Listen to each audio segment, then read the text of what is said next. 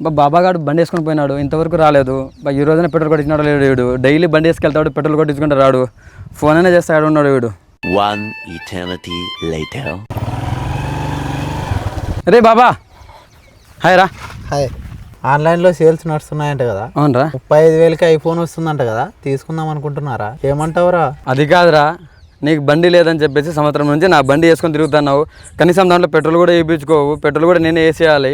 ఆ ఫోన్లు కొనే బదులు ఒక చిన్న బండి తీసుకుంటే సరిపోతుంది కదరా. కాదురా, 35,000కి ఎట్లా వస్తుందిరా బండి? అది కాదురా, నీకు తెలియదా?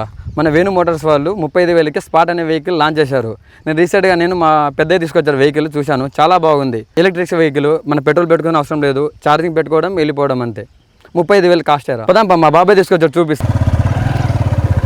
A few moments later. రే బాబా, ఇదే చూడరా బండి. 30,000కి మా బాబాయ్ తీసుకున్న బండి ఇదే, బాగుంటుంది. నా బండి వాడే బాధ తప్పుతుందిరా బాబు, తీసుకోరా. 30,000కి వస్తుంది బండి, నిజంగా బాగుంటుందిరా స్వామి. ఇప్పటికైనా నా బండికి మనశ్శాంతి ఇవ్వరా స్వామి. నా బండిని ఖూనం చేస్తున్నావు మొత్తానికి అయితే. సరేలే, ఫోన్ ఆపేసి బండి కొందాం. పదాం షోరూమ్లోకి వెళ్ళి వాళ్ళతో మాట్లాడదాం.